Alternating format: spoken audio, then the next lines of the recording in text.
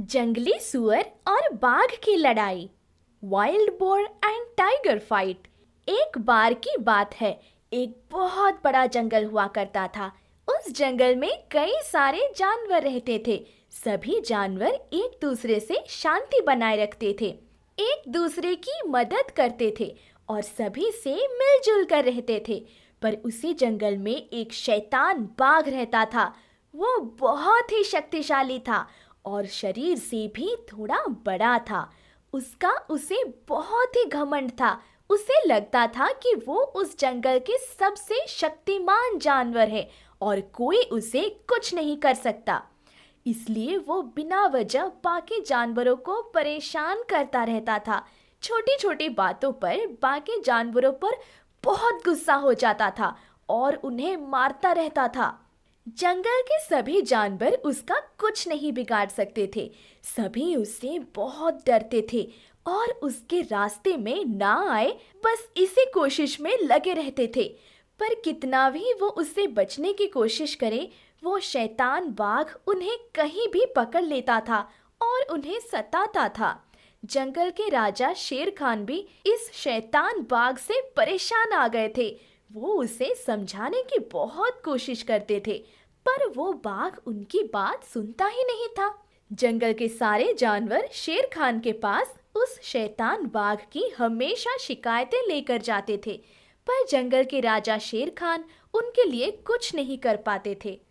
शेर खान, आप कुछ करिए। उस बाघ ने मेरा पूरा घर तोड़ दिया, क्योंकि उसे मेरे जैसे छोटे जानवर यहाँ वहाँ दिखे ये पसंद नहीं आता था।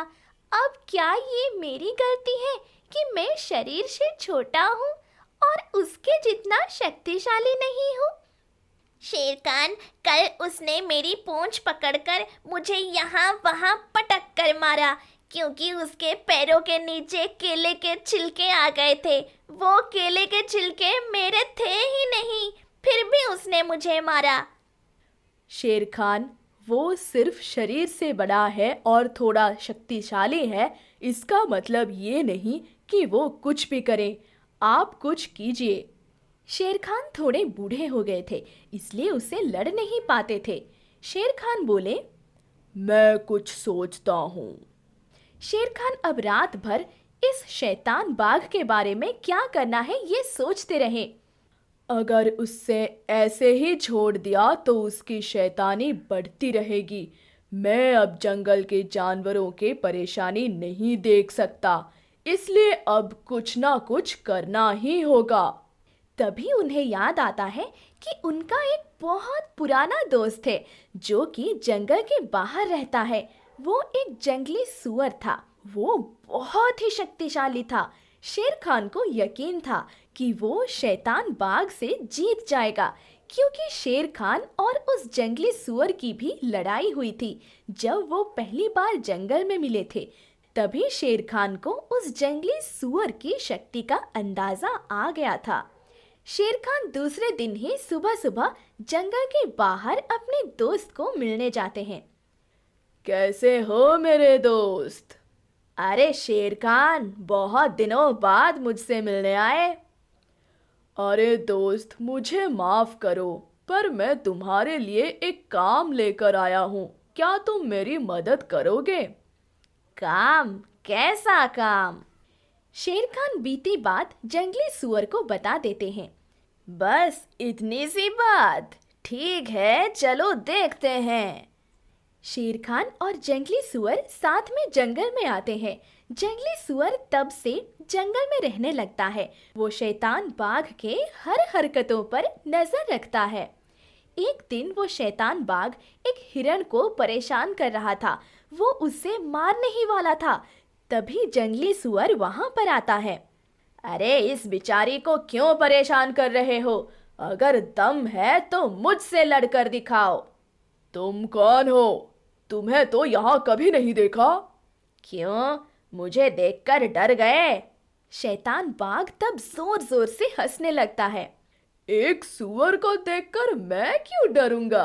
अब जंगली सुअर को गुस्सा आता है। दोनों के बीच बहुत ही खतरनाक लड़ाई शुरू हो जाती है। लड़ाई के बीच में शैतान बाघ को जंगली सुअर के शक्ति के बारे में पता चलता है, पर अब वो कहीं नहीं भाग सकता था। जंगली सुअर शैतान बाघ को मार मार कर घायल करता है।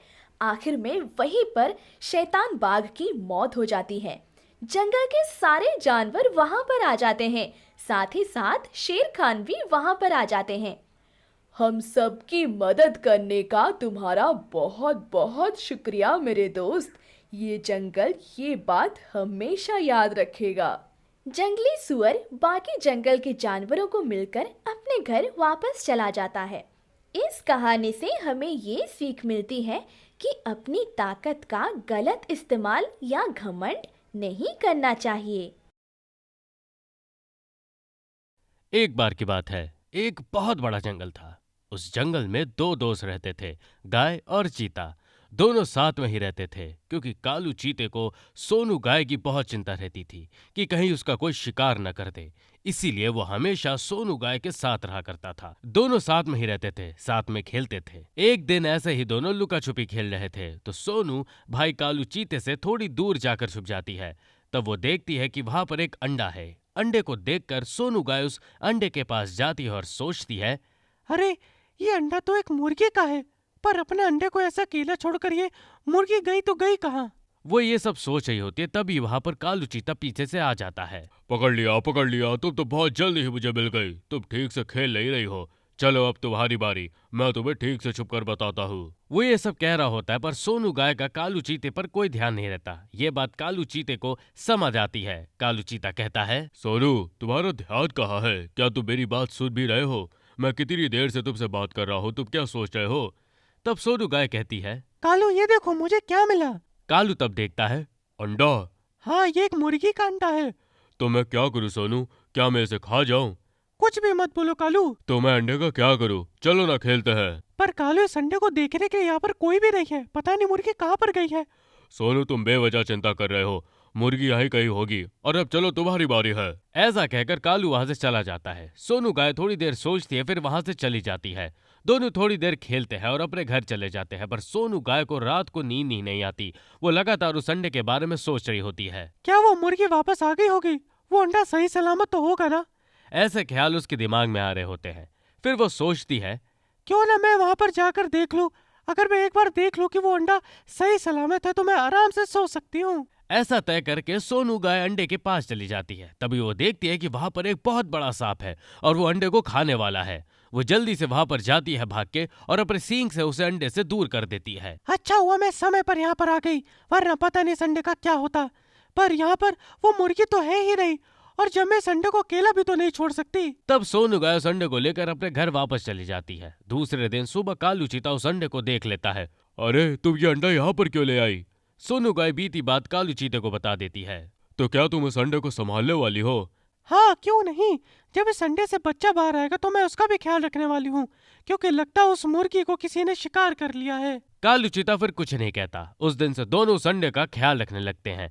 कोई भी शैतान जानवर अगर उस अंडे को खाने आता तो कालू चीता और सोनू गाय उसे अंडे से दूर कर देते। एक दिन एक शातिर बिल्ली वहां से गुजर रही थी। वो उस अंडे को देख लेती है और उसके मुंह में पानी आ जाता है। वो उस रात को अंडा चुराने के लिए वापस वहां पर आती है। सोनू गाय और कालू चीता वहीं पर सो रहे थे। जैसे ही शैतान बिल्ली ने उस अंडे को अपने हाथ में पकड़ा तब पीछे से कालू चीता कहता है, उसे चुराने की कोशिश भी मत करना, वरना जवाब अच्छा नहीं होगा। तब शैतान बिल्ली कहती है, ये अंडा तुम दोनों में से किसी का भी नहीं, तो तुम इसकी इतनी फिक्र क्यों कर रहे हो? मुझे बहुत भूख लगी है, क्या तुम मुझे ये अंडा नहीं दे सकते? नहीं, बिल्कुल नहीं। इस अंडे का ख्याल रखने की जिम्मेदारी मुझ पर है। हम अंडे को कुछ नहीं होने देंगे। यहाँ से सही सलामत जाना चाहती हो तो वो अंडा वहीं पर रख दो और भागो यहाँ से। शैतान बिल्ली डर जाती है और वो अंडा वहीं पर छोड़कर वहां से भाग जाती है। कुछ ही दिनों बाद उस अंडे से बच्चा बाहर आ जाता है। उसे देखकर सोनू गाय और कालू चीता बहुत खुश हो जाते हैं। उस दिन से तीनों साथ में रहने लगते हैं। इस कहानी से हमें ये सीख मिलती है कि दूसरों की फिक्र करनी चाहिए, उनको अकेला नहीं छोड़ना चाहिए।